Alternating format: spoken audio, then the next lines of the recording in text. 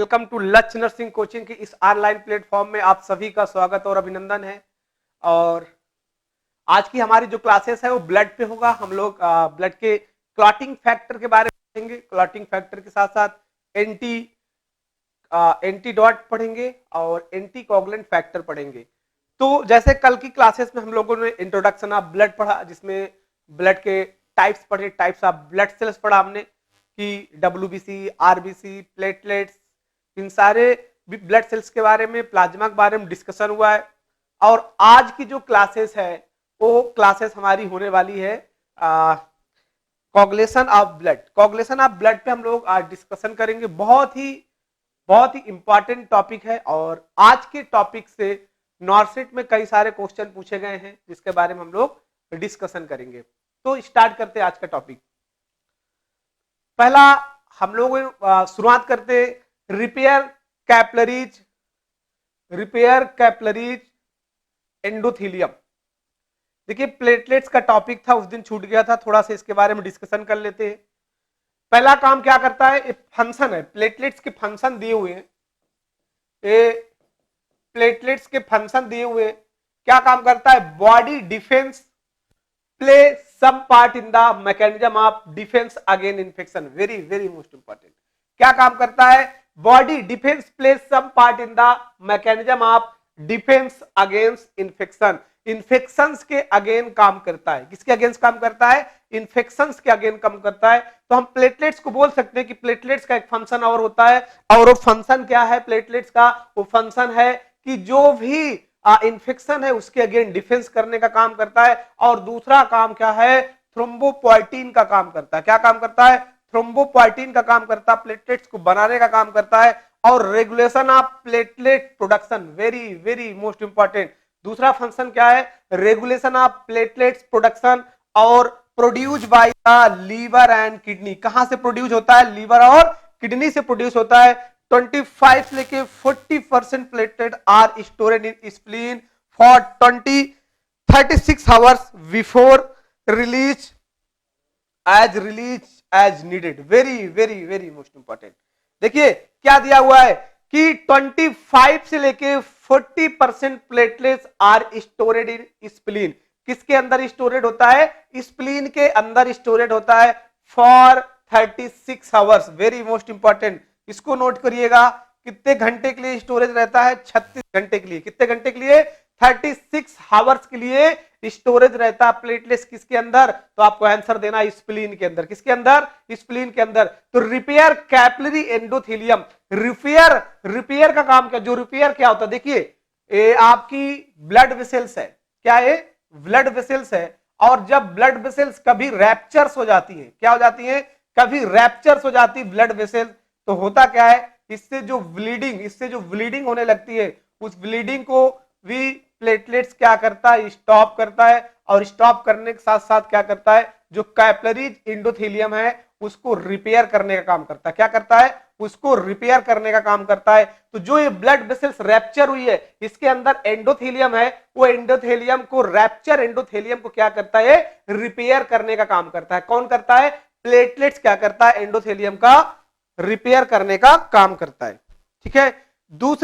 दूसरा सबसे very very most important आपको पढ़ना है, क्या पढ़ना है आपको, कि दूसरा प्लेटलेट्स से रिगार्डिंग कुछ डिसऑर्डर पढ़ेंगे। पहला डिसऑर्डर प्लेटलेट्स में क्या है, थ्रोम्बोसाइटोपिनिया। क्या है, थ्रोम्बोसाइटोपिनिया। थ्रोम्बोसाइटोपिनिया मींस क्या होता है, decrease in count of acute infection, जैसे डेंगू में हो गया, ठीक है, एप्लास्टिक एनीमिया में हो गया, और एक्यूट ल्यूकेमिया में हो गया। किसमें, एक्यूट ल्यूकेमिया में हो गया। तो इसमें क्या होता है, प्लेटलेट्स की काउंट डाउन हो जाती है, उसको क्या बोलते हैं हम लोग, थ्रोम्बोसाइटोपिनिया बोलते हैं। क्या बोलते हैं उसको, थ्रोम्बोसाइटोपिनिया। देखिए जो वर्ड दिया हुआ है थ्रोम्बोसाइटोपिनिया, थ्रोम्बोसाइटोपिनिया मींस क्या होता है कि डिक्रीज नंबर ऑफ प्लेटलेट। जब प्लेटलेट्स, नॉर्मल प्लेटलेट्स की बात करते हैं, किसकी, नॉर्मल प्लेटलेट्स की बात करते हैं कि नॉर्मल प्लेटलेट्स कितना होता है। देखिए जो नॉर्मल प्लेटलेट्स होता है वो होता है आपका 1.5 लाख से 4.5 लाख। ये नॉर्मल है, ये नॉर्मल है, ये नॉर्मल क्या है, प्लेटलेट।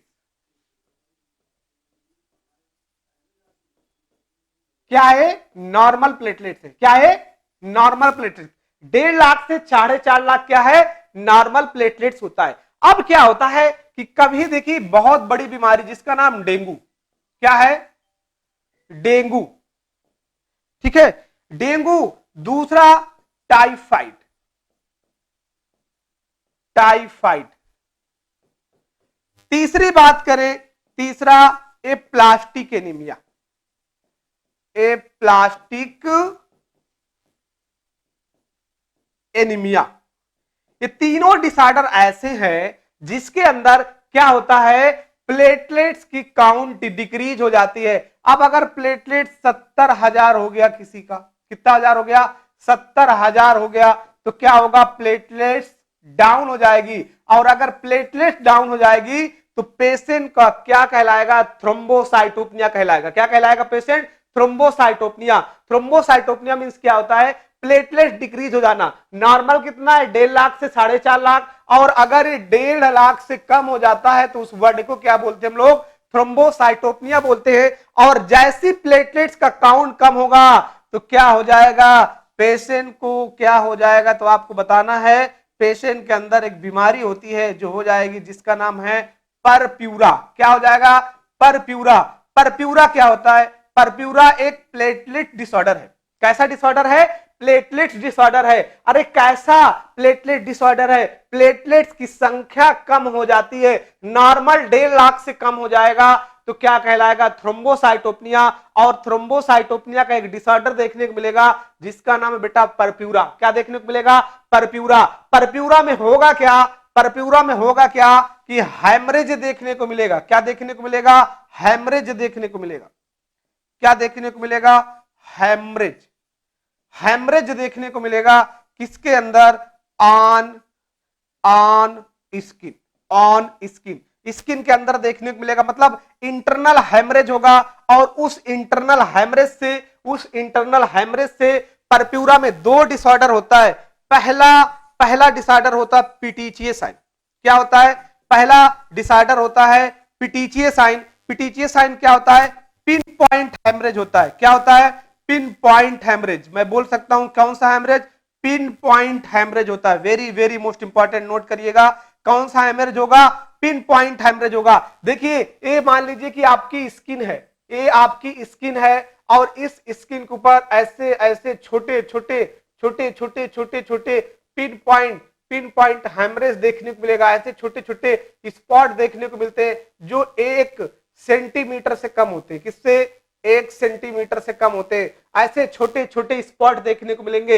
ये स्पॉट जो देखने को मिलते हैं इसको हम लोग बोलते हैं petechiae sign. Very very most important, कौन सा साइन बोलेंगे इसको, पेटिचिए साइन बोलेंगे। और पेटिचिए साइन कहां पे होता है, थ्रोम्बोसाइटोपिनिया में। थ्रोम्बोसाइटोपिनिया क्या होता है, प्लेटलेट्स का काउंट कम होना, प्लेटलेट्स का काउंट कम होना, थ्रोम्बोसाइटोपिनिया। और थ्रोम्बोसाइटोपिनिया में एक डिसऑर्डर हो जाता है जिसका नाम बेटा परप्यूरा। क्या नाम है इसका, परप्यूरा।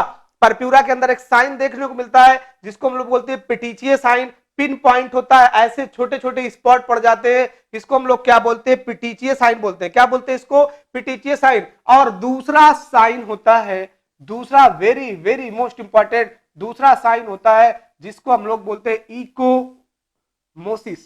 क्या बोलते हैं बेटा, इकोमोसिस। और इकोमोसिस जो होता है, इकोमोसिस जो होता है इसके जो डायमीटर होता है वो 5 से 10 mm के होते हैं। किससे, 5 से 10 mm के होते हैं। अब देखिए एक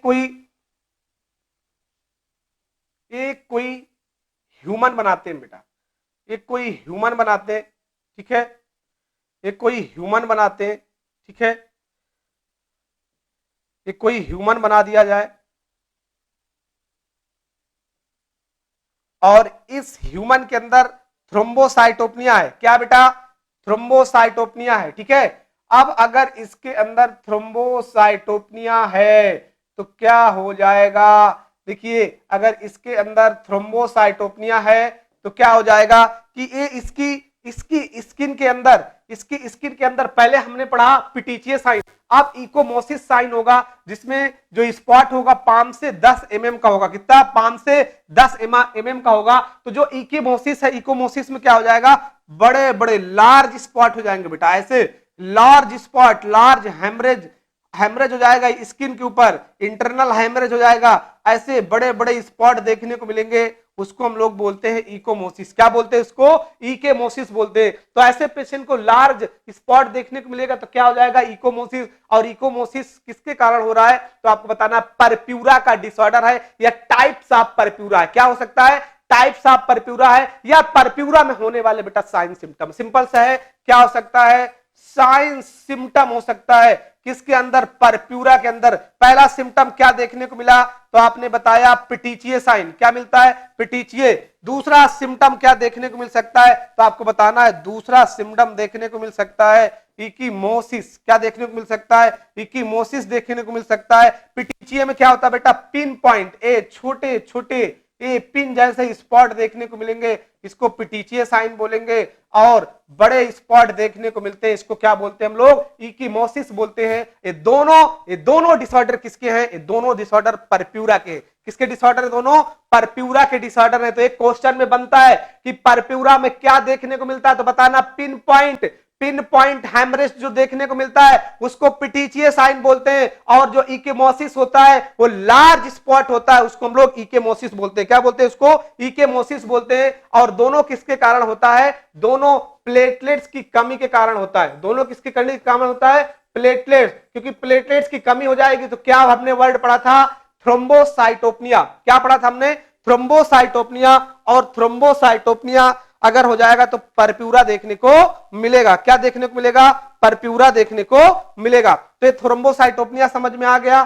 थ्रोम्बोसाइटोपिनिया आपको समझ में आ गया कि थ्रोम्बोसाइटोपिनिया क्या होता है। थ्रोम्बोसाइटोपिनिया मतलब क्या होता है बेटा? थ्रोम्बोसाइटोपिनिया मतलब होता है प्लेटलेट्स की काउंट डिक्रीज हो जाना। प्लेटलेट्स की काउंट डिक्रीज हो जाना। अब दूसरा हम पढ़ेंगे थ्रोम्बोसाइटोसिस। दूसरा क्या पढ़ेंगे? थ्रोम्बोसाइटोसिस। थ्रोम्बोसाइटोसिस क्या होता है? Increase in count platelets. Increase count platelets. अब क्या होता है? यहां पे प्लेटलेट्स की काउंट बढ़ जाएगी। कैसे? Haemorrhage, trauma, bone fracture. ठीक है। दूसरा वर्ड आया यहां पे हीमोपोइसिस। क्या वर्ड आ रहा है? हीमोपोइसिस। हीमोपोइसिस का मतलब क्या होता है? It is the process which include origin, development, maturation of all blood cells. Very very very most important, इस पॉइंट को याद रखिए। हीमोपोइसिस क्या पूछा गया है? हीमोपोइसिस। और हीमोपोइसिस का मतलब क्या होता है कि जो ब्लड सेल्स है उसकी बनने को प्रोसेस को क्या बोला जाता है? हीमोपोइसिस बोला जाता है। क्या बोला जाता है? हीमोपोइसिस बोला जाता है। हीमोपोइसिस मतलब कि पूरे ब्लड के बनने को क्या बोला जाता है? हीमोपोइसिस। कैसे? देख, it is process which include origin, blood कहां से ओरिजिन हो रहा है। दूसरा, उसका डेवलपमेंट कैसे हो रहा है। तीसरा, मैच्योरेशन, वो मैच्योर कैसे हो रहा है। All of blood cells. All of blood cells की मतलब बात किया जाए तो इसके अंदर इंक्लूड है आपकी आरबीसी, आपका डब्ल्यूबीसी और आपका प्लेटलेट। ये तीनों ब्लड बनने के प्रोसेस को क्या बोला जाता है? हीमोपोइसिस बोला जाता है। हीम से याद रखिएगा बेटा ब्लड, हीम से याद रखिएगा ब्लड। जहां पे आपको हीम वर्ड आए इसका मतलब क्या होता है? ब्लड होता है। पोइसिस मींस क्या होता है? बनना होता है। तो इसको हम लोग क्या बोलते हैं? हीमोपोइसिस बोला जाता है। क्या बोला जाता है? हीमोपोइसिस बोला जाता है। तो वेरी वेरी मोस्ट इंपॉर्टेंट एक टर्मिनोलॉजी बेटा, टर्मिनोलॉजी से आप बहुत सारी चीजों को क्लियर कर सकते हैं। हीमोपोइसिस का मतलब क्या हुआ? It is process which origin, development and maturation of all blood cells. Maturation of all blood cells, इसको क्या बोलते हैं? हीमोपोइसिस बोलते हैं। क्या बोलते हैं इसको? हीमोपोइसिस बोला जाता है। अब देखिए दूसरा टर्म आपने को देखने को मिलेगा। दूसरा आपको टर्म देखने को क्या मिलेगा कि दूसरा टर्म है, अब एक एक ब्लड सेल के बारे में बात करते हैं। अब दिया हुआ है इरिथ्रोपोइसिस। क्या दिया हुआ है? इरिथ्रोपोइसिस। इरिथ्रो मींस क्या होता है? रेड। इरिथ्रो मींस क्या होता है? रेड। इरिथ्रो मींस हम बोल सकते हैं आरबीसी। क्या बोल सकते हैं? आरबीसी। अब देखिए क्या दिया हुआ है? It is the process by which include origin, development, maturation of erythrocytes occur आकर जो इरिथ्रोसाइट्स होता है उसके ओरिजिन को, उसके डेवलपमेंट को, उसके मैच्योरेशन को क्या बोला जाता है? इरिथ्रोपोइसिस बोला जाता है। क्या बोला जाता है? इरिथ्रोपोइसिस। दूसरा वर्ड दिया हुआ है ल्यूकोपोइसिस। क्या दिया हुआ है? ल्यूकोपोइसिस। ल्यूकोपोइसिस का मतलब क्या होता है? Origin, development and maturation of WBC. WBC के बनने के प्रोसेस को पहला क्या होगा बेटा? ओरिजिन होगा, दूसरा क्या होगा? डेवलपमेंट होगा, और तीसरा क्या होगा? मैच्योरेशन होगा, और इसको क्या बोलेंगे हम लोग? ल्यूकोपोइसिस। और दिया हुआ है एक थ्रोम्बोपोइसिस। थ्रोम्बोपोइसिस मतलब क्या होता है? Formation of platelets. क्या? Formation of platelets. प्लेटलेट्स के बनने को प्रोसेस को क्या बोला जाता है? थ्रोम्बोपोइसिस बोला जाता है। क्या बोला जाता है? थ्रोम्बोपोइसिस बोला जाता है। तो देखिए, मेरे समझाने का मतलब है कि जो छोटी छोटी टर्मिनोलॉजी है आपको आना चाहिए, छोटी छोटी टर्मिनोलॉजी आपको आना चाहिए, जिससे आपका नॉलेज गेन होता है। पहला याद रखना, erythropoiesis. Erythropoiesis it is process. RBC के बनने के प्रोसेस को इरिथ्रोपोइसिस, डब्ल्यूबीसी के बनने के प्रोसेस को ल्यूकोपोइसिस, और प्लेटलेट्स के बनने को प्रोसेस को थ्रोम्बोपोइसिस बोलते हैं। क्या बोलते हैं? थ्रोम्बोपोइसिस बोलते हैं। तो तीनों प्रोसेस आपको नोट करके रखना है, तीनों प्रोसेस आपको नोट करके रखना है। देखिए, आरबीसी बनने में, आरबीसी बनने में 5 स्टेज होते हैं बेटा। कितने स्टेज होते हैं? 5 स्टेज होते हैं, सॉरी 3 स्टेज होते हैं। जब भी आरबीसी का प्रोडक्शन होगा, आरबीसी का प्रोडक्शन होगा, इसके 3 स्टेज होते हैं। पहला स्टेज होता है ओरिजिन। पहला स्टेज क्या होगा? ओरिजिन। दूसरा स्टेज क्या होगा? डेवलपमेंट। क्या होगा? डेवलपमेंट। दो तीसरा स्टेज क्या होगा? तो आपको बताना है। तीसरा इसका स्टेज क्या होता है? मैच्योरेशन। क्या होता है? Maturation. Very very most important. तीनों स्टेज बहुत इंपॉर्टेंट। पहला ओरिजिन होगा, दूसरा डेवलपमेंट होगा, तीसरा क्या होगा? मैच्योरेशन होगा। अब ओरिजिन कहां से होता है? देखिए, आरबीसी का ओरिजिन कहां से होता है? तो आरबीसी का ओरिजिन होता है बोन से। कहां से होता है? बोन से। बोन के अंदर क्या प्रेजेंट होता है? तो आपको बताना है। बोन के अंदर प्रेजेंट होता है बोन मैरो। क्या प्रेजेंट होता है? Bone marrow. बोन मैरो के अंदर एक कैनाल होती है, जिसको हम लोग बोलते हैं हैवलेस कैनाल। क्या बोलते हैं इसको? हैवलेस कैनाल बोलते हैं। ठीक है। इस हैवलेस कैनाल के अंदर क्या होता है? तो बेटा आपको बताना है, इस हैवलेस कैनाल के अंदर होता है स्टेम सेल। क्या प्रेजेंट होता है? स्टेम सेल प्रेजेंट होता है।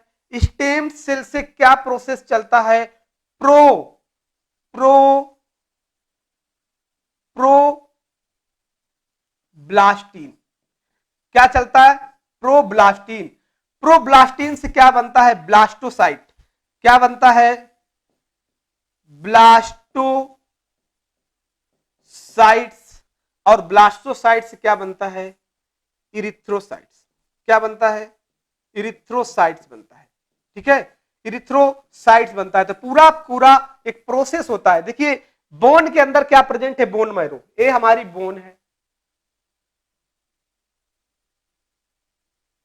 ये बोन है। इस बोन के अंदर, इस बोन के अंदर एक कैनाल होती है। ऐसे कैनाल होती है जिसको हैवलेस कैनाल बोलते हैं। और इस कैनाल के अंदर, इस कैनाल के अंदर बोन मैरो प्रेजेंट होता है। क्या प्रेजेंट होता है? Bone marrow. और इस बोन मैरो के अंदर, इस बोन मैरो के अंदर एक सेल्स होती है, जिस सेल का नाम है स्टेम सेल।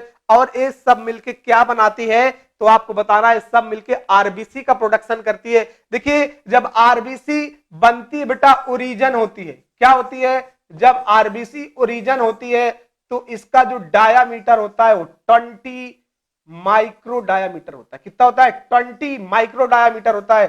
और जब आरबीसी आरबीसी मेच्योर हो जाती है, क्या हो जाती है? आरबीसी आपकी जब मेच्योर हो जाती है तो इसका जो डायामीटर है 7.5 माइक्रोमीटर हो जाता है। कितना हो जाता है? 7.5 माइक्रोमीटर हो जाता है। 20 माइक्रोमीटर कब होता है? जब आरबीसी का ओरिजिन होता है। और जैसे ही आरबीसी ओरिजिन हो गई, डेवलपमेंट हो गई, और डेवलपमेंट के बाद क्या हो गया? इसका मैच्योरेशन हो गया, उसके बाद आरबीसी का डायामीटर क्या हो जाता है, चेंज हो जाता है। आरबीसी का डायामीटर क्या हो जाता है, चेंज हो जाता है। और जैसे आरबीसी का डायामीटर चेंज होगा तो क्या होगा, आरबीसी क्या हो जाएगी, मैच्योर हो जाएगी। तो सारा प्रोसेस आरबीसी के प्रोडक्शन में चलता है, सारा प्रोसेस आरबीसी के प्रोडक्शन में चलता है। और पूरा एक आरबीसी बनने में 7 दिन का टाइम लगता है। कितने दिन का, 7 दिन का। तो नोट करिए, एक आरबीसी बनने में कितना दिन लगेगा, 7 दिन का टाइम लगेगा। कितने दिन का, 7 दिन का टाइम लगेगा। मैं आपको एक स्पेशल क्लासेस में एरिथ्रोपोएसिस पढ़ाऊंगा, एक स्पेशल क्लास लूंगा उसकी, तो उसमें आपको डिटेल से पढ़ाऊंगा कैसे आरबीसी का प्रोडक्शन होता है, कितना टाइम लगता है आरबीसी का प्रोडक्शन होने में, कितना माइक्रोमीटर का इसका डायामीटर होता है, क्या क्या इसके एलिमेंट चाहिए जो आरबीसी का प्रोडक्शन करता है। मैं सारी चीज एक क्लास इसकी स्पेशल लूंगा एरिथ्रोपोएसिस की, उसमें आपको सारी चीजें बताऊंगा, मैं उसमें सारी चीजें आपको बताऊंगा। अब हम लोग पढ़ते हैं हीमोस्टैटिस। हीमोस्टैटिस क्या होता है, हीमोस्टैटिस क्या होता है, हीमोस्टैटिस मींस होता है जो ब्लड है, ब्लड के मेंटेनेंस को क्या बोलते हैं हम लोग, हीमोस्टैटिस बोलते हैं। क्या होता है हीमोस्टैटिस में, अरेस्ट ऑफ ब्लीडिंग, ब्लीडिंग के अरेस्ट। दूसरा, event preventing excessive blood loss, एक ऐसा इवेंट होता है जिसमें ब्लड लॉस को क्या करते हैं, प्रिवेंट करते हैं। It has 3 stage, these are, 3 stage इसकी होती है जिसको हम लोग एक एक डिटेल में पढ़ेंगे। 3 स्टेज इसकी होती है जिसको एक एक डिटेल में हम लोग पढ़ेंगे। पहला स्टेज क्या है इसका, पहला स्टेज क्या है इसका, पहला इसका स्टेज है, पहला इसका स्टेज है, देखिए ब्लड क्लॉट होना। ब्लड को कैसे क्लॉट करवाते हैं, पहला स्टेज है activation of prothrombinase.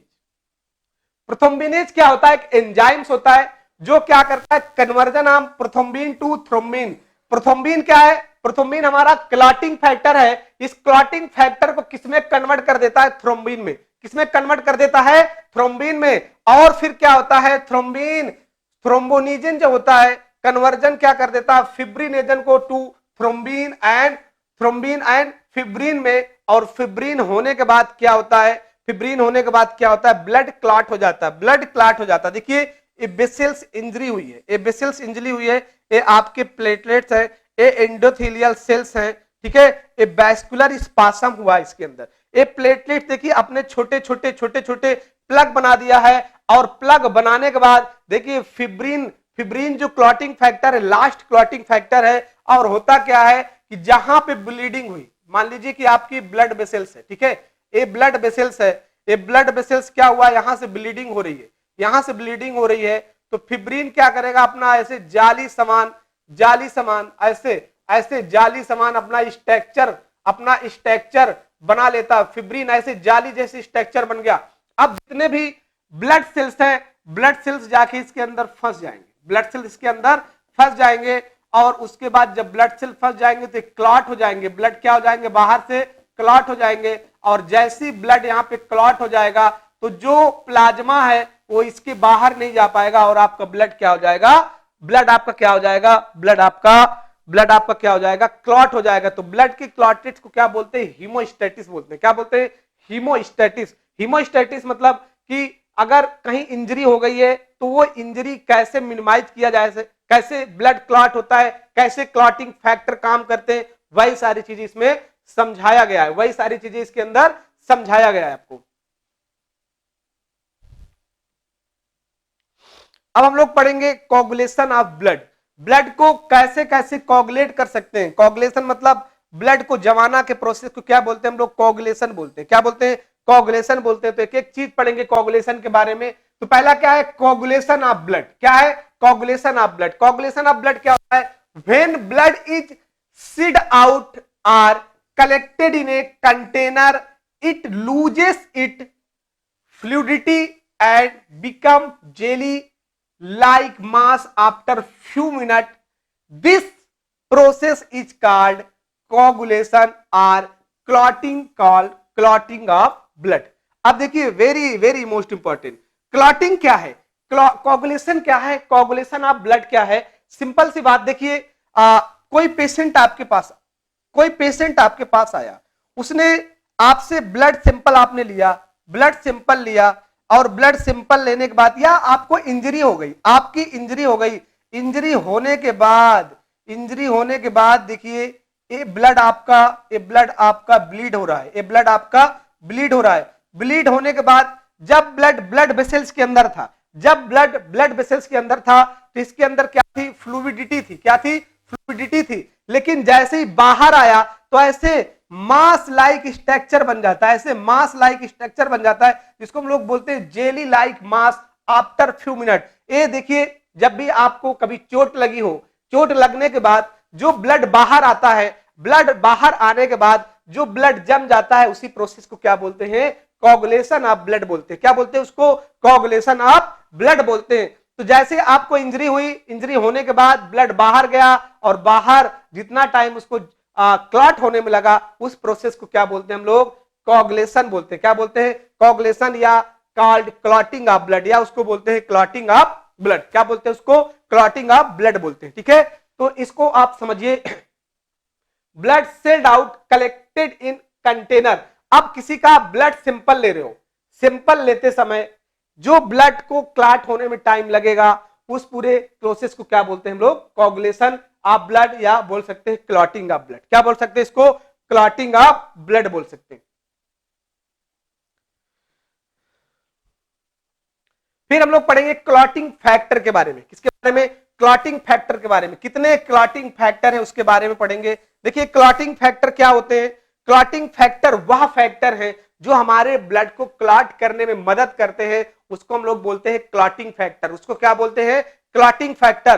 Clotting factor क्या करते हैं, हमारे ब्लड को क्लॉट होने में क्या करते हैं, मदद करते हैं। देखिए those substances necessary for clotting are called clotting factor. उसको क्या बोलते हैं, ऐसे सब्सटेंस जो हमारे ब्लड को क्लॉट कर दे, उसको हम लोग क्या बोलते हैं, क्लॉटिंग फैक्टर बोलते हैं। और कितने क्लॉटिंग फैक्टर होते तो आपको बताना है, 12। कितने, 12 क्लॉटिंग फैक्टर होते हैं। और हम बात करें, होते तो 13 हैं, एक 6 नंबर का क्या होता है बेटा, एब्सेंट होता है। 6 नंबर का क्या होता है, एब्सेंट होता है। तो हम बोल सकते हैं कि 12 प्रेजेंट होते हैं। कितने प्रेजेंट होते हैं, 12 क्लॉटिंग फैक्टर प्रेजेंट होते हैं। Those substance necessary for clotting are called clotting factor. ऐसे फैक्टर जो ब्लड को क्लॉट करे, उसको हम क्या बोलते हैं, क्लॉटिंग फैक्टर बोलते हैं। क्या बोलते हैं उसको, क्लॉटिंग फैक्टर बोलते हैं।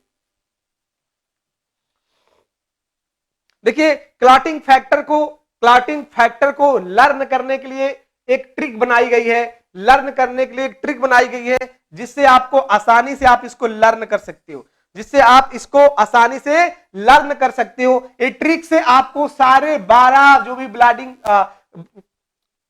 क्लॉटिंग फैक्टर है, वो सारे ब्लड क्लॉटिंग फैक्टर आप उसको याद कर सकते हो। कैसे याद कर सकते हो, देखिए फिक्स प्राइज लेता है टीसी लोअर स्लीपर एसी का। किसका, लोअर स्लीपर एसी का। एसपी बोल रहा है हितेश के फादर को। किसको बोल रहा है, हितेश के फादर को बोल रहा है। ये क्या है, ट्रिक है। क्या है, ट्रिक है याद करने का। कैसे आप 12 क्लॉटिंग फैक्टर को लर्न कर सकते हो, उस लर्न करने के लिए एक ट्रिक है, जिस ट्रिक से इसको आप याद कर सकते हो। पहला क्या है, फिक्स। तो फिक्स से जो हमारा पहला क्लॉटिंग फैक्टर है, फर्स्ट क्लॉटिंग फैक्टर है, इसका नाम क्या है, फिब्रिनोजन। क्या है, fibrinogen. Very very very most important, note करिएगा। ये जो क्लॉटिंग फैक्टर है फिब्रिनोजन, ये बहुत इंपॉर्टेंट है। ये पूछा जाता है कि फर्स्ट क्लॉटिंग फैक्टर का नाम बताइए, तो आपको बताना है फिब्रिनोजन। क्या बताना है, फिब्रिनोजन। दूसरा जाते हैं, फिक्स मतलब फिब्रिनोजन। दूसरा क्या है, प्राइज। तो सेकेंड फैक्टर क्या हमारा, prothrombin. Very very very most important, क्या है, प्रोथ्रोम्बिन। तीसरा क्या है, लेता है। क्या करता है बेटा, लेता है। क्या लेता है, टीसी। तो टीसी से क्या आ जाएगा, थ्रोम्बोप्लास्टिन आ जाएगा। क्या आ जाएगा, तीसरे नंबर का क्लॉटिंग फैक्टर आपका आ जाएगा थ्रोम्बोप्लास्टिन। और टीसी, सी से बेटा आ जाएगा आपका कैल्शियम। क्या आ जाएगा, कैल्शियम। कैल्शियम को हम लोग आयनिक फैक्टर के नाम से जानते हैं। वेरी वेरी मोस्ट इंपॉर्टेंट, किसके नाम से, आयनिक क्लॉटिंग फैक्टर के नाम से जानते हैं। इसको नोट कर लीजिएगा, बहुत इंपॉर्टेंट है। क्लॉटिंग फैक्टर के नाम से जानते हैं। किस क्लॉटिंग फैक्टर के नाम से जानते हैं? तो आपको बताना आयनिक क्लॉटिंग फैक्टर के नाम से जानते हैं। किसको? कैल्शियम को। कैल्शियम किस नंबर का क्लॉटिंग फैक्टर है? तो आपको बताना है चौथे नंबर का क्लॉटिंग फैक्टर है। कौन? कैल्शियम। फर्स्ट नंबर का कौन सा है? फिब्रिनोजन। और इसी का एक भाई है जो लास्ट में क्लॉटिंग फैक्टर होता है, जिसका नाम है फिब्रिन। क्या नाम इसका? फिब्रिन। देखिए अभी हम जब होम्योस्टैटिस पढ़ रहे थे तो उस होम्योस्टैटिस में देखे थे जब लास्ट का क्लॉटिंग फैक्टर एक्टिव हो जाता है फिब्रिन, तो क्या होता है? ब्लड क्लॉट हो जाता है और ब्लड ब्लीडिंग जो होती है वो क्या हो जाती है? स्टॉप हो जाती है। स्टॉप होने के बाद क्या होता है? ब्लड क्लॉट हो जाता है। क्या हो जाता है? ब्लड क्लॉट हो जाता है। तो ब्लड क्लॉट होने का लिए इस सारे क्लॉटिंग फैक्टर जरूरी है। तो फर्स्ट क्लॉटिंग फैक्टर कौन सा? फिब्रिनोजन। दूसरा फैक्टर कौन सा? प्रोथ्रोम्बिन। तीसरा फैक्टर कौन सा? थ्रोम्बोप्लास्टिन। चौथा फैक्टर कौन सा है? कैल्शियम। कैल्शियम को लोग आयनिक फैक्टर के नाम से जानते हैं। आयनिक क्लॉटिंग फैक्टर के नाम से इसको हम लोग जानते हैं। अब हम लोग बात करते हैं पांचवें क्लॉटिंग फैक्टर की बात करते हैं। किसकी बात करते हैं? पांचवें क्लॉटिंग फैक्टर की बात करते हैं। तो लेवाइल फैक्टर है। क्या है? लेवाइल फैक्टर। छठवें नंबर का हमने बताया था आपका एब्सेंट होता है। सातवें नंबर में क्या है? स्टेबल फैक्टर है। क्या है? Stable factor. और आठवें नंबर में कौन सा फैक्टर है? Anti haemophilic factor. Very very very most important. Note करिएगा बेटा, जो 8 नंबर का क्लॉटिंग फैक्टर है, 8 नंबर का जो क्लॉटिंग फैक्टर है, इसको हम लोग बोलते हैं एंटी हीमोफिलिक फैक्टर। अरे एंटी हीमोफिलिक फैक्टर क्यों बोलते हैं? क्योंकि क्या करता है? हीमोफीलिया को रोकता है बेटा। क्या करता है? हीमोफीलिया को क्या करता है? हीमोफीलिया को रोकने का काम करता है। क्या करता है? हीमोफीलिया रोकने का काम करता है। और जब किसी के ब्लड के अंदर 8 नंबर का क्लॉटिंग फैक्टर जो होता है एब्सेंट हो जाता है, 8 नंबर का क्लॉटिंग फैक्टर जब एब्सेंट हो जाता है तो उसको हीमोफीलिया ए हो जाता है। क्या हो जाता है? उसको हीमोफीलिया ए हो जाता है। फिर 9वें नंबर का क्लॉटिंग फैक्टर क्या है? Christmas factor. क्या नाम बेटा? Christmas factor. और क्रिसमस फैक्टर क्या होता है कि 9 नंबर का क्लॉटिंग फैक्टर की कमी हो जाता है तो हो जाता है हीमोफीलिया बी। क्या हो जाता है? हीमोफीलिया वी हो जाता है। क्या हो जाता है? हीमोफीलिया बी हो जाता है। फिर है 10 नंबर का क्लॉटिंग फैक्टर, जिसको स्टुअर्ट पावर फैक्टर के नाम से जानते हैं। किसके नाम से? स्टुअर्ट पावर फैक्टर के नाम से जानते हैं। और 11 नंबर का जो फैक्टर होता है उसको हम लोग बोलते हैं प्लाज्मा थ्रोम्बोप्लास्टिन। क्या बोलते हैं? Plasma thromboplastin. और अगर 11 नंबर का क्लॉटिंग फैक्टर बेटा कमी होती है तो उसको कौन सा हीमोफीलिया हो जाता है? तो आपको बताना है उसको हीमोफीलिया जो होता है वो हो जाता है हीमोफीलिया सी। तो हीमोफीलिया कितने टाइप्स के हुए? 3 टाइप्स के। कितने टाइप्स के? 3 टाइप्स के हुए। पहला हीमोफीलिया ए, दूसरा हीमोफीलिया बी, तीसरा हीमोफीलिया सी। तो अगर पूछा जाए हीमोफीलिया ए किसकी कमी से होता है तो आपको बताना 8 नंबर का क्लॉटिंग फैक्टर, 8 नंबर की क्लॉटिंग फैक्टर की कमी से हीमोफीलिया हो जाता है। फिर पूछा जाएगा आपसे हीमोफीलिया बी, तो आपको बताना है हीमोफीलिया जो बी होता है 9 नंबर के क्लॉटिंग फैक्टर से होता है, जिसका नाम है क्रिसमस फैक्टर। इसलिए इसको हम लोग क्रिसमस डिसीज के नाम से जानते हैं। और 11 नंबर का जो बेटा क्लॉटिंग फैक्टर होता है वो कौन सा होता है तो आपको बताना है प्लाज्मा थ्रोम्बोप्लास्टिन होता है। और प्लाज्मा थ्रोम्बोप्लास्टिन की कमी होगी जो 11 नंबर का क्लॉटिंग फैक्टर है, तो कौन सी डिसीज हो जाएगी? तो आपको बताना हीमोफीलिया सी हो जाएगा। क्या हो जाएगा? हीमोफीलिया सी हो जाएगा। तो सारे फैक्टर आपके सामने है, आपको याद करने की जरूरत है। ये फैक्टर तो बेटा आपको लर्न करना ही पड़ेगा, ये फैक्टर लर्न आपको करना पड़ेगा। 12 नंबर की फैक्टर की बात करें तो हेगमैन फैक्टर है। और बेटा 13वें नंबर की फैक्टर की बात करें तो फिब्रिन स्टेबलाइजिंग फैक्टर है। तो पहला फैक्टर फिब्रिनोजन, लास्ट का फैक्टर फिब्रिन, और इसी से चौथा नंबर का जो क्लॉटिंग फैक्टर होता है कैल्शियम, दूसरे नंबर का थ्रोम्बिन। ये सारे फैक्टर आपको याद करने पड़ेंगे, ये सारे फैक्टर आपको याद करने पड़ेंगे। इन फैक्टर से आपको आने वाली डिसीज याद रहेगी। कैसे डिसीज आप याद करेंगे? हीमोफीलिया पूछेगा कि बताइए हीमोफीलिया एक किसकी कमी से होता है, कौन सा फैक्टर की कमी होती है, तो आपको आंसर देना है 8 नंबर का जो क्लॉटिंग फैक्टर होता है उसकी एब्सेंटी के कारण हीमोफीलिया हो जाता है। ए बी किसकी कमी से होता है? 9 नंबर के क्लॉटिंग फैक्टर से। अरे सी किसकी कमी से होता है? तो आपको आंसर देना है कि 11 नंबर के ब्लड क्लॉटिंग फैक्टर से क्या नाम है उसका, तो बताता प्लाज्मा थ्रोम्बोप्लास्टिन। क्या बताना है? Plasma thromboplastin. अरे होता क्या है हीमोफीलिया? इतनी देर से बात चल रही हीमोफीलिया की, तो डिस्कशन कर लेते हैं हीमोफीलिया क्या होता है। हीमोफीलिया एक कंजेनाइटल डिसऑर्डर है। कैसा डिसऑर्डर? कंजेनाइटल डिसऑर्डर है या हेरिडेटरी रिसेसिव डिसऑर्डर है। होता क्या है कि पेशेंट को अगर नॉर्मल कहीं इंजरी हो जाती है, कट जाता है, ट्रामा हो जाता है, किसी कारण चोट लग जाती है, तो एक आम इंसान जो होता है उसकी ब्लीडिंग अपने आप 5 से 6 मिनट में स्टॉप हो जाती है। लेकिन जिसको हीमोफीलिया होगा उसको कंटिन्यू ब्लीडिंग होती रहेगी और ब्लीडिंग स्टॉप नहीं होगी। इसी डिसऑर्डर को हीमोफीलिया बोला जाता है। इस हीमोफीलिया को हम लोग रॉयल डिसीज के नाम से जानते बेटा। किसके नाम से?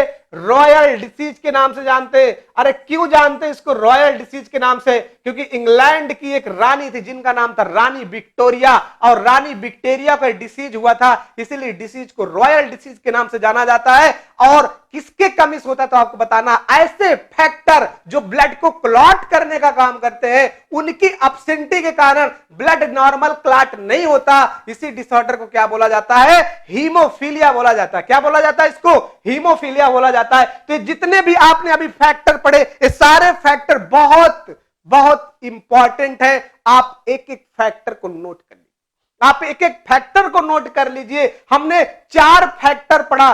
First factor fibrinogen, second factor thrombin, तीसरा फैक्टर थ्रोम्बोप्लास्टिन, चौथा फैक्टर कैल्शियम, पांचवा फैक्टर लेवाइल, छठवां एब्सेंट, सातवां स्टेबल, आठवां एंटी हीमोफिलिक फैक्टर, नौवां क्रिसमस फैक्टर, 10वां स्टुअर्ट पावर फैक्टर, 11वां प्लाज्मा थ्रोम्बोप्लास्टिन, और जो 12वां नंबर का हेगमैन फैक्टर, और जो 13 नंबर का क्लॉटिंग फैक्टर है उस फैक्टर का नाम क्या है बेटा? Fibrin stabilising factor. क्या नाम है? फिब्रिन स्टेबलाइजिंग फैक्टर नाम है। तो ऐसे करके 13 फैक्टर होते हैं, एक एब्सेंट होता है, तो कितना हो गया टोटल? 12 फैक्टर। तो अभी हमने कितने पढ़े कि 12 फैक्टर होते हैं, होते टोटल 13 है। 6वें नंबर का एब्सेंट होता है तो 12 बताया जाता है। सारे फैक्टर ब्लड को क्लॉट करने में हेल्प करते हैं। एक भी फैक्टर की कमी हो गई तो ब्लड क्लॉट नहीं होता है, ब्लड क्लॉट नहीं होता।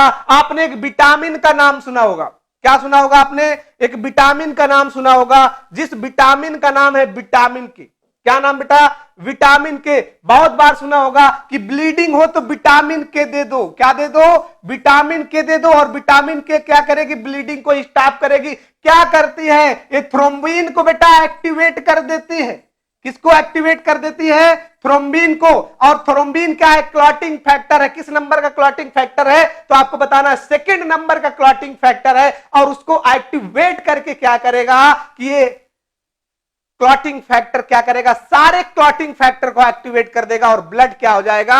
स्टॉप हो जाएगा। इसीलिए बोलते हैं कि जब ब्लीडिंग हो तो विटामिन के दे दो। विटामिन के काम नहीं करता, ये काम करवाता है। किससे करवाता है? थ्रोम्बिन से। थ्रोम्बिन क्या है? सेकंड नंबर का क्लॉटिंग फैक्टर है। इसको एक्टिवेट कर देता है और आगे चल के सारे क्लॉटिंग फैक्टर को एक्टिवेट कर देता है, जिससे ब्लड क्या हो जाता है? क्लॉट हो जाता है। एग्जाम्पल आपको बता दे रहा हूं।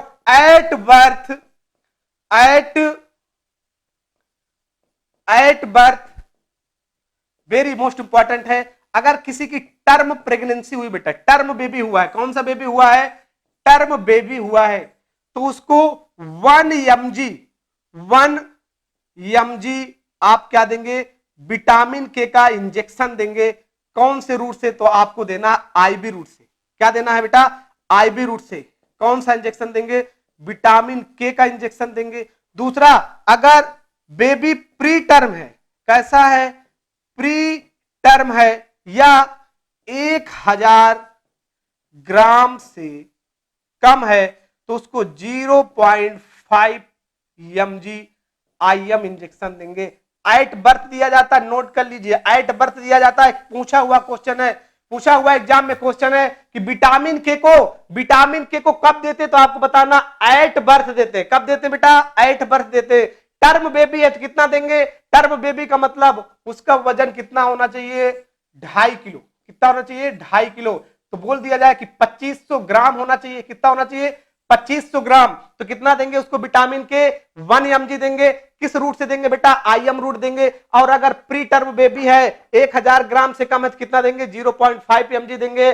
और कितना किस रूट से देंगे, आईएम रूट से देंगे। एक कब देते हैं, एट बर्थ, जैसे बच्चा पैदा हुआ, क्योंकि हेमरेज के कारण बहुत सारे बच्चों की डेथ होती है। तो गवर्नमेंट क्या करती है, जितने भी हॉस्पिटल के अंदर डिलीवरी होती है, जितने भी हॉस्पिटल इंस्टीट्यूट के अंदर डिलीवरी होती है, उनके अंदर जैसे बच्चा पैदा हुआ तुरंत उनको एट बर्थ कौन से इंजेक्शन दिया जाता है, विटामिन के का इंजेक्शन दिया जाता है। कौन सा इंजेक्शन, विटामिन के का। अरे कितना देते हैं विटामिन के, अगर टर्म डिलीवरी है तो 1 mg आईएम देंगे, प्री टर्म मतलब 1000 ग्राम से नीचे बेटा तो 0.5 mg आईएम देंगे।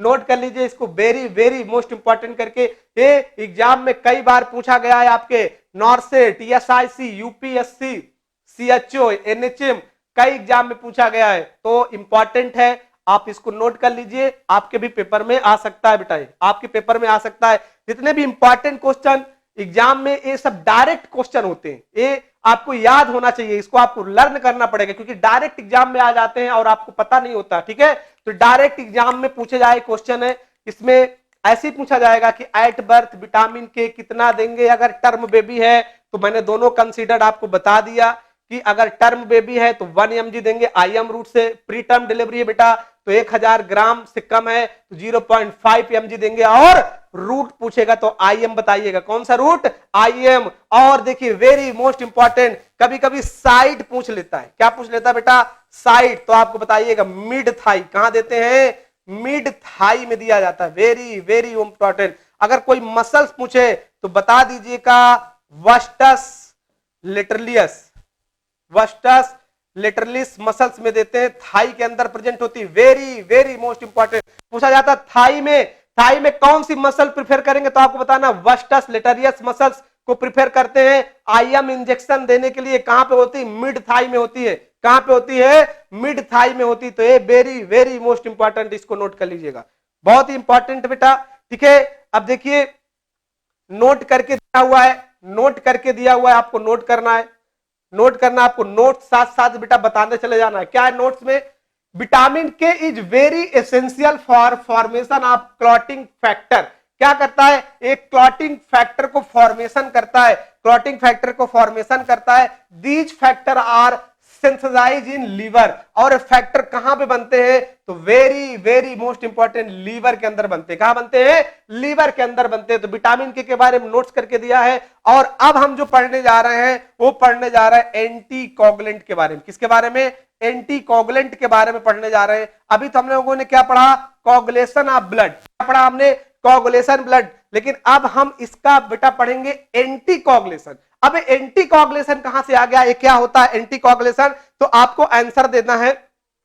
एंटीकोगुलेशन क्या होता है, जो ब्लड को क्लॉट होने से स्टॉप करता है उसको क्या बोलते हैं हम लोग, एंटीकोगुलेंट एजेंट बोलते हैं। क्या बोलते हैं, एंटीकोगुलेंट एजेंट बोलते हैं। तो पहला एजेंट हम लोग पढ़ेंगे एंटीकोगुलेंट में, देखिए इसकी डिफिनीशन पढ़िए, एंटीकोगुलेंट क्या दिया हुआ है, which prevent or postpone coagulation of blood, very very most important.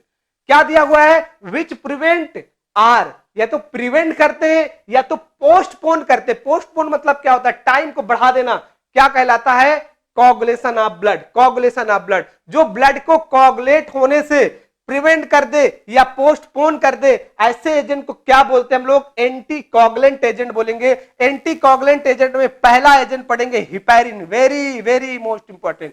कौन सा एजेंट पढ़ेंगे, हिपैरिन पढ़ेंगे।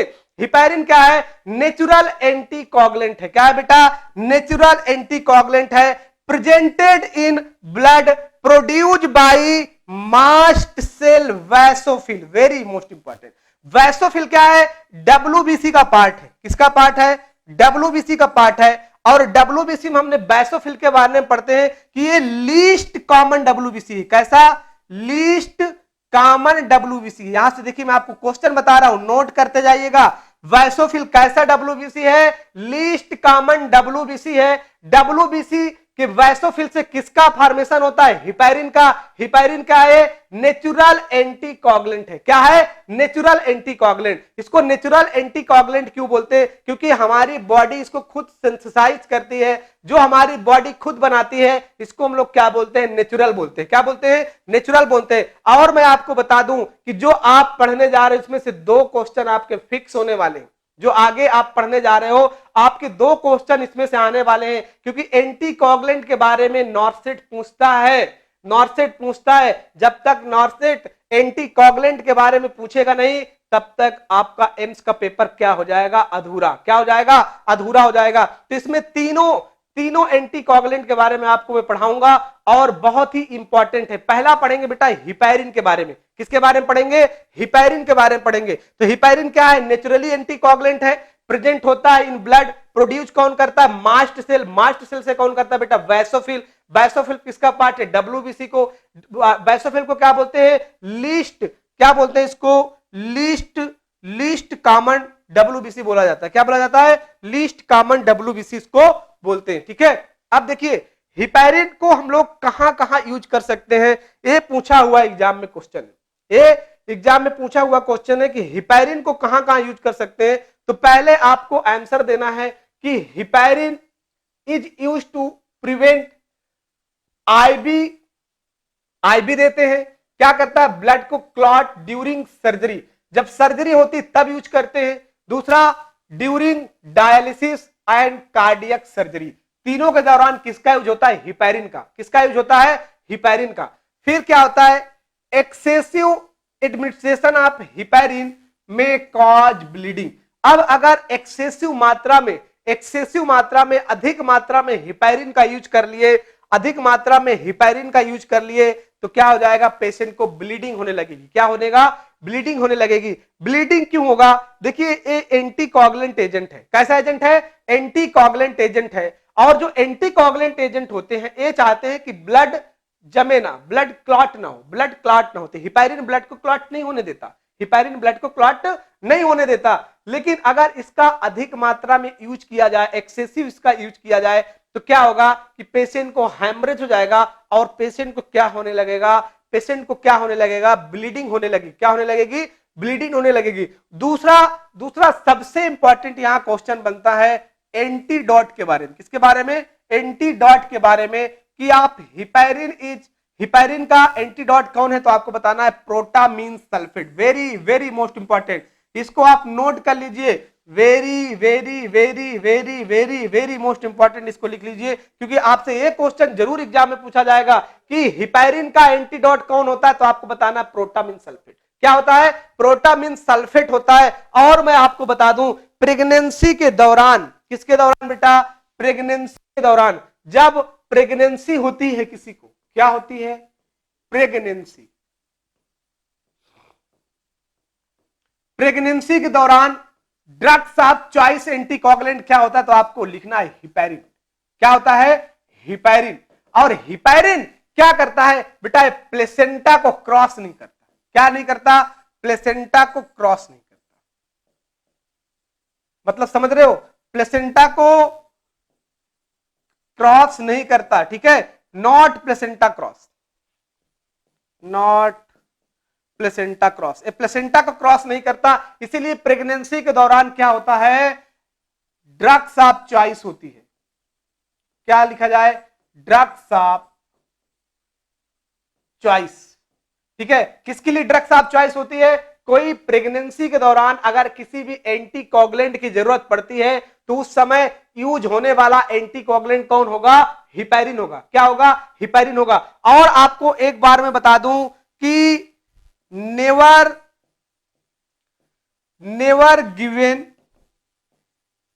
गिवन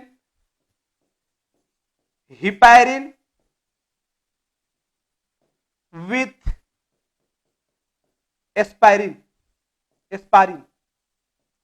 एस्पिरिन को कभी भी हम लोग never given aspirin with aspirin, मतलब हिपैरिन के साथ कभी भी आपको एस्पिरिन नहीं देना, क्योंकि एस्पिरिन क्या है? एंटीप्लेटलेट्स है। क्या है? एंटीप्लेटलेट्स। और एंटीप्लेटलेट्स का मतलब क्या होता है?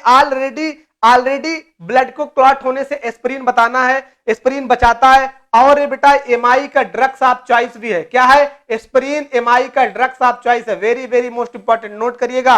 एस्पिरिन क्या है? एमआई का। एमआई क्या होता है? मायोकार्डियल इंफ्रेक्शन। मायोकार्डियल इंफ्रेक्शन क्या होता है? मायोकार्डियल इंफ्रेक्शन जो हार्ट के अंदर मायोकार्डियल इंफ्रेक्शन होता है, उसके दौरान ड्रग्स ऑफ चॉइस एस्प्रिन को दिया जाता है। किसको दिया जाता है? एस्प्रिन को ड्रग्स ऑफ चॉइस दिया जाता है। मान लीजिए किसी पेशेंट को एस्प्रिन चल रहा है, किसी पेशेंट को एस्प्रिन चल रहा है, तो उस एस्प्रिन के साथ कभी भी हम लोग हिपैरिन नहीं देंगे। नहीं बेटा, क्या कॉजेस करेगा? ये ब्लीडिंग कॉजेस करेगा। क्या कॉजेस करेगा?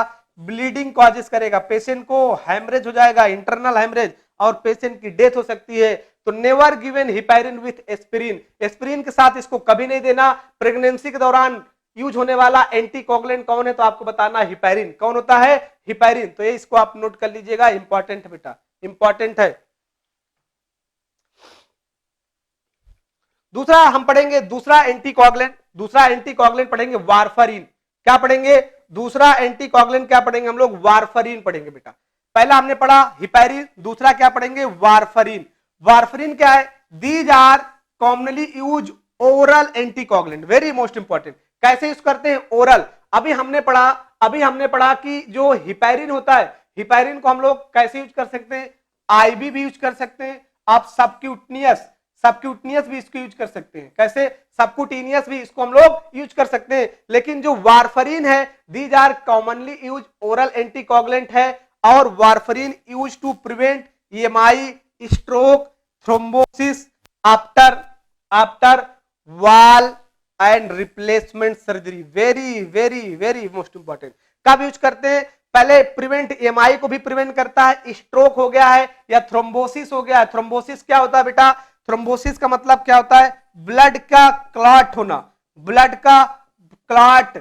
का क्लॉट हमारे वेन के अंदर बन जाना क्या होता है? थ्रोम्बोसिस होता है। और अगर किसी का वाल्व, मतलब हार्ट का वाल्व रिप्लेस किया गया, किसका? हार्ट का वाल्व रिप्लेस किया गया है, तो उस दौरान भी किसको यूज करते हैं? वारफरीन को यूज करते हैं। और बता दूं मैं आपको वारफरीन के बारे में कि ड्यूरिंग प्रेगनेंसी वारफरीन कॉन्ट्रा इंडिकेशन होता है बेटा। क्या होता है? ड्यूरिंग प्रेगनेंसी, कोई लेडी प्रेगनेंसी को कंसीव किया है, कंसीव करने के दौरान अगर उसको कोई एंटीकोगुलेंट सजेस्ट किया जा रहा है, तो उस एंटीकोगुलेंट के अंदर कभी भी हम लोग वारफरीन नहीं देंगे, क्योंकि वारफरीन देंगे बेटा प्लेसेंटा को क्रॉस कर जाएगा, और क्रॉस करने के बाद फीटस के अंदर कॉम्प्लिकेशन हो जाएगा। फीटस के अंदर क्या हो जाएगा? कॉम्प्लिकेशन हो जाएगा। तो never use during pregnancy warfarin, because it is a dangerous to foetus. Foetus के लिए क्या हो जाएगा? डेंजरस हो जाएगा। इसीलिए कभी भी हम लोग प्रेगनेंसी के दौरान वारफरीन को रिकमेंडेड नहीं किया जा सकता है। एक कैसा एजेंट है? तो आपको बताना है, ये एजेंट है एंटीकोगुलेंट। और एंटीकोगुलेंट में कैसा? तो आपको बताना है ओरल। इसकी टेबलेट आती है, टेबलेट फॉर्म में इसको लिया जाता है। और इंपॉर्टेंट है, इसके बारे में पूछा जाएगा कि इसका एंटीडोट क्या होता है? क्या होता है इसका एंटीडोट? देखिए, जो मैं आपको क्वेश्चन बता रहा हूं, सब एग्जाम में क्वेश्चन पूछे हुए हैं। एक क्वेश्चन आपके एग्जाम में पूछा गया हुआ क्वेश्चन है। अब दिया हुआ है एंटीडोट ऑफ वारफरीन। वारफरीन का एंटीडोट क्या है? तो आपको बताना विटामिन के। क्या बताना बेटा? विटामिन के। कभी कभी पूछ लेता विटामिन के का एंटीडोट क्या है? तो आपको बताना है वारफरीन। क्या बताना है? वारफरीन। तो very most important, antidote of warfarin क्या है? विटामिन के। क्या है? Vitamin K. अब देखिए, मैक्सिमम इफेक्ट या थेरेपेटिक आप dose occur up to 48 hours after administration. अब जब भी किसी को आप क्या दोगे? वारफरीन दोगे। क्या दोगे? वारफरीन दोगे। वारफरीन को देने के बाद बेटा उसका जो असर होता है पूरी बॉडी के अंदर कितने घंटे तक होता है? 48 घंटे तक। और देखिए, जो हिपैरिन होता है, हिपैरिन का जो असर होता है बेटा वो 6 घंटे तक होता है। इफेक्ट कितने घंटे तक होता है? 6 घंटे तक इफेक्ट किसका होता है? हिपैरिन का। और वारफरीन जो है ओरल एंटीकोगुलेंट है, कितने घंटे तक होता है? तो 48 आवर्स तक। कितना होता है? 48 आवर्स तक होता है। ठीक है, तो दोनों एंटीकोगुलेंट इंपॉर्टेंट है, और दोनों एग्जाम में पूछा गया क्वेश्चन है बेटा। एग्जाम में पूछा गया क्वेश्चन है, पूछा जाएगा हिपैरिन का एंटीडोट तो प्रोटामिन सल्फेट, वारफरीन का एंटीडोट तो बताना विटामिन के का एंटीडोट तो आपको बताना है वारफरीन। और during pregnancy drugs of choice anticoagulant कौन सा होता है? तो बताना आपका हिपैरिन। और कॉन्ट्राइंडिकेशन क्या होता है? तो आपको बताना है वारफरीन। और हम लोग तीसरा एंटीकोगुलेंट के बारे में पढ़ेंगे जो सबसे ज्यादा बेटा लैब में यूज होता है। कहां होता है? लैब में यूज होता है। जब आप अपना ब्लड सैंपल देते हो किसी को, क्या देते हो?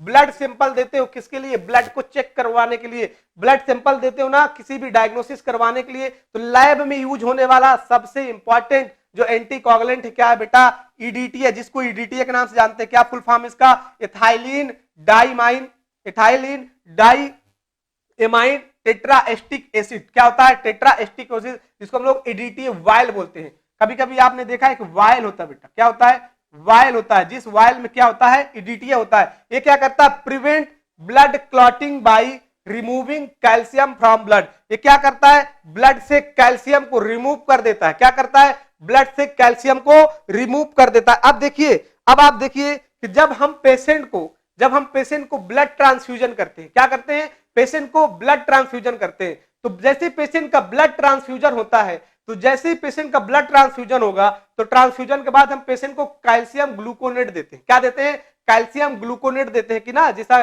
10 मिनट के अंदर बहुत स्लोली कैल्शियम ग्लूकोनेट पेशेंट को दिया जाता है। इस कैल्शियम देने का मतलब क्या होता है, इस कैल्शियम देने का मतलब क्या होता है, क्योंकि जब ब्लड को ब्लड बैंक के अंदर रखा जाता है तो उसके अंदर कोई एंटीकोगुलेंट होता है, तो वो कौन सा एग्लीकोगुलेंट बेटा, इथाइलिन डाइमीन, मतलब कि आपका एडीटीए होता है। ईडीटीए क्या करता है, ये ब्लड को क्लॉट करता है, ये ब्लड को क्लॉट करने से बचाता है। क्या करता है, ब्लड को क्लॉट करने से बचाता है। क्या करता है, ब्लड को क्लॉट होने से बचाता है। तो जो भी ब्लड से क्लॉट होने से बचाता है, तो एक क्या करता है कि कैल्शियम को रिमूव कर देता है। किसको कर देता है, कैल्शियम को, क्योंकि कैल्शियम क्या है, कोगुलेशन फैक्टर है। क्या है, कोगुलेशन फैक्टर, क्लॉटिंग फैक्टर, वो ब्लड को क्लॉट कर सकता है। लेकिन डीटीए क्या करेगा, कैल्शियम को बाहर करेगा, तो ब्लड क्लॉट नहीं होगा। तो जैसे पेशेंट को ब्लड ट्रांसफ्यूजन करेंगे, तो ब्लड ट्रांसफ्यूजन करने समय, ड्यूरिंग ब्लड ट्रांसफ्यूजन या आफ्टर ब्लड ट्रांसफ्यूजन, पेशेंट को हाइपोकैल्सीमिया हो सकता है। क्या हो सकता है, हाइपोकैल्सीमिया, मतलब कैल्शियम ऑलरेडी ब्लड में कम हो जाएगा। तो उसको प्रिवेंट करने के लिए या उसको मिनिमाइज करने के लिए पेशेंट को ब्लड क्लॉट, जैसे ब्लड ट्रांसफ्यूजन करेंगे, ब्लड ट्रांसफ्यूजन के तुरंत आप 10 मिनट बाद उसको कैल्शियम ग्लूकोनेट का इंजेक्शन देंगे। जो जो बच्चे क्लिनिकल ड्यूटी कर रहे हैं उनको सबको पता होगा, अगर आपके सामने कभी भी ब्लड ट्रांसफ्यूजन हुआ है तो आप देखे होंगे कि जैसे ब्लड को पेशेंट को चढ़ाते हैं, चढ़ाने के बाद जैसे प्रोसेस पूरा कंप्लीट होता है, कंप्लीट होने के उसके 10 मिनट बाद तुरंत कैल्शियम ग्लूकोनेट का इंजेक्शन बहुत ही स्लोली आईबी दिया जाता है बेटा। और आईबी देने का रीजन क्या होता है, आईबी देने का रीजन क्या होता है कि पेशेंट के अंदर कैल्शियम की जो कमी हो रही है उसको मिनिमाइज किया जा सके, कैल्शियम को क्या किया जा सके, मिनिमाइज किया जा सके। वेरी वेरी मोस्ट इंपॉर्टेंट, ठीक है। Note, it is A commonly use vitro या लैबोरेटरी। कहां यूज होता है बेटा, विट्रो या लैबोरेटरी के अंदर, लैब के अंदर यूज होता है। It is also use IV in cases of lead poisoning. और अगर पेशेंट को लीड पॉइजनिंग हो रहा है तब उस दौरान बेटा इसको हम लोग आईबी पेशेंट के ऊपर यूज कर सकते हैं। किसके ऊपर यूज कर सकते हैं, आईबी पेशेंट के ऊपर इसको यूज कर सकते हैं, ठीक है। तो क्या था, एंटीकोगुलेंट था। क्या था, एंटीकोगुलेंट। मैक्सिमम ईडीटी वायल में ही ब्लड सैंपल जाता है।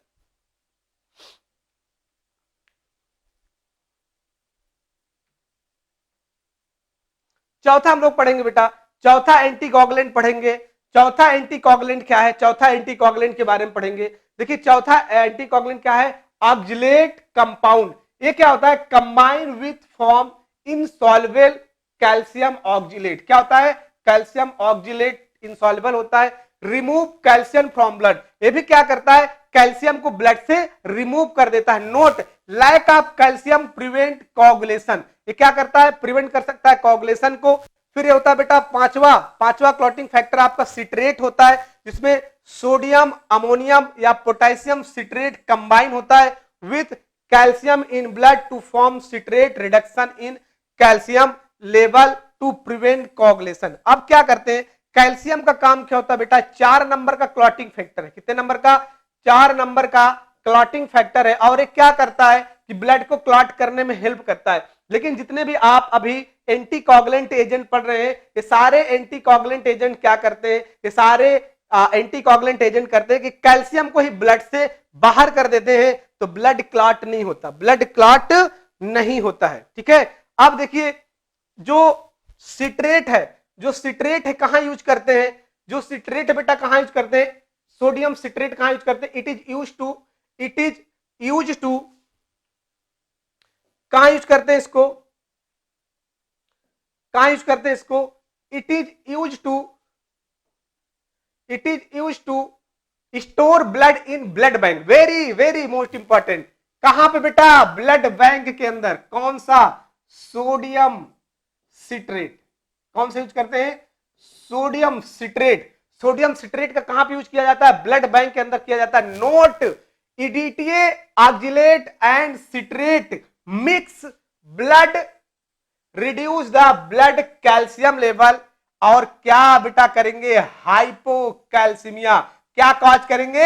हाइपोकैल्सीमिया यूज करेंगे। देखिए जो कैल्शियम ऑक्जिलेट पढ़ा, सिट्रेट्स पढ़ा, ये सारे काम क्या करते हैं? ये ब्लड के अंदर से कैल्शियम को रिमूव कर देते हैं। क्या कर देते हैं? कैल्शियम के अंदर रिमूव कर देते हैं। देखिए आरबीसी को 35 से 42 दिन तक बेटा, 35 से 42 दिन तक आरबीसी को हम लोग स्टोर करके रखते हैं ब्लड बैंक के अंदर। किसके अंदर? ब्लड बैंक के अंदर।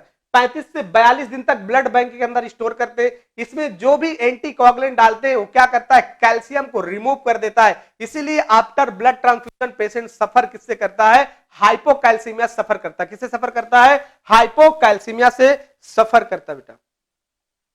अब हम लोग, आप जो एंटीकोगुलेंट दे रहे हो पेशेंट को, काम कर रहा है कि नहीं काम कर रहा, तो इसको पता लगाने के लिए क्या करेंगे? इसको पता लगाने के लिए क्या करेंगे?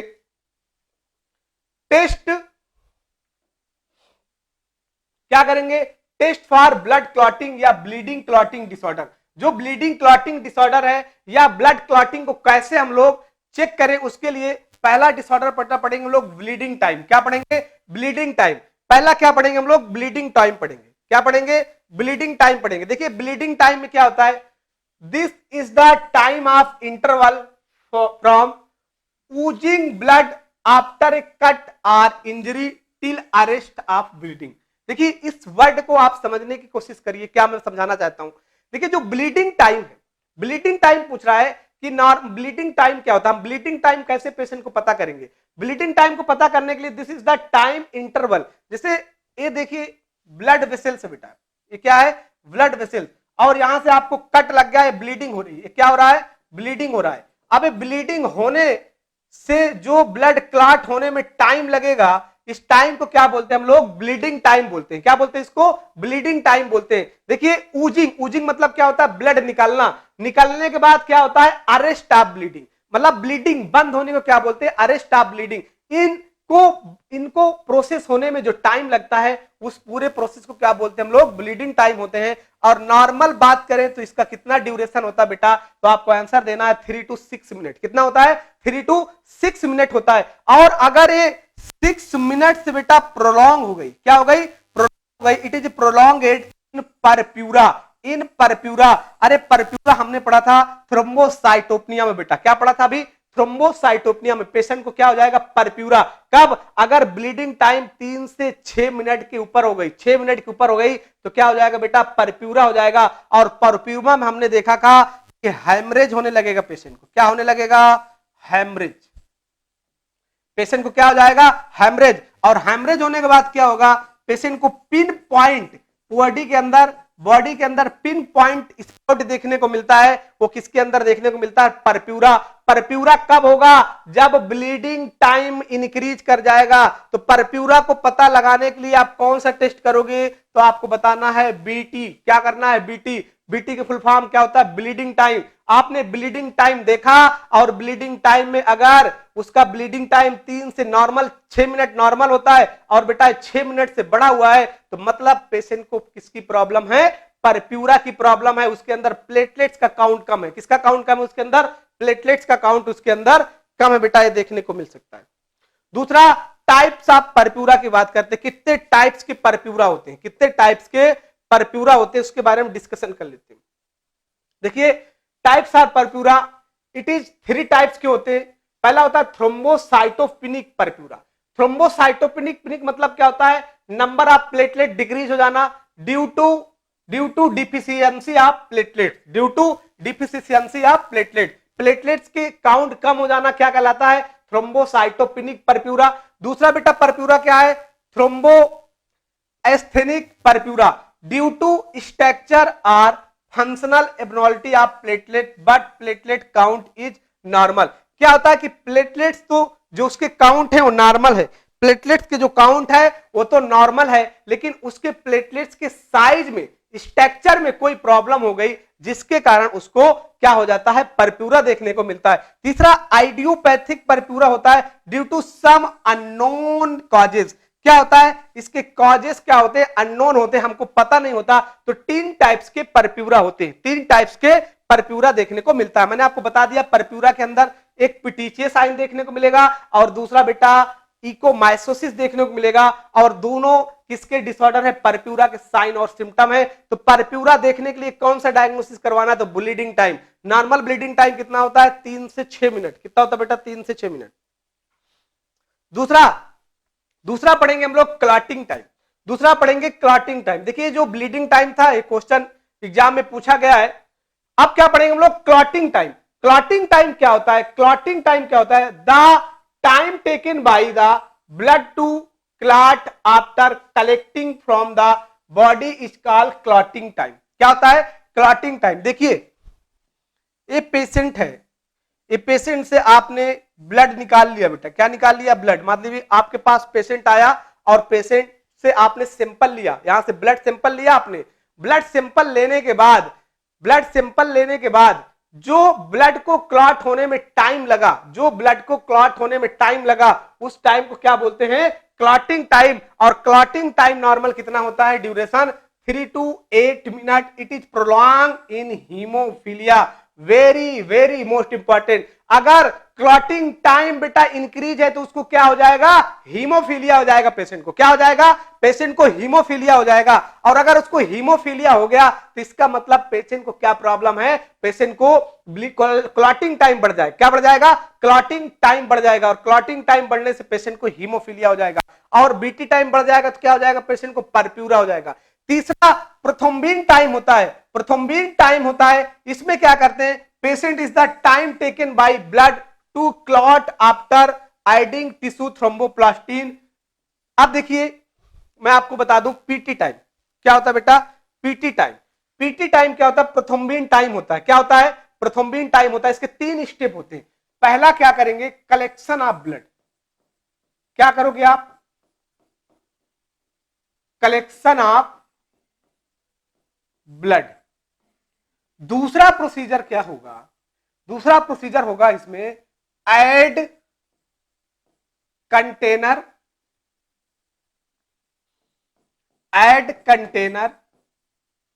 तीसरा इसके अंदर एंटी कोगुलेंट फैक्टर डालेंगे बेटा, कौन सा, थ्रोम्बोप्लास्टिन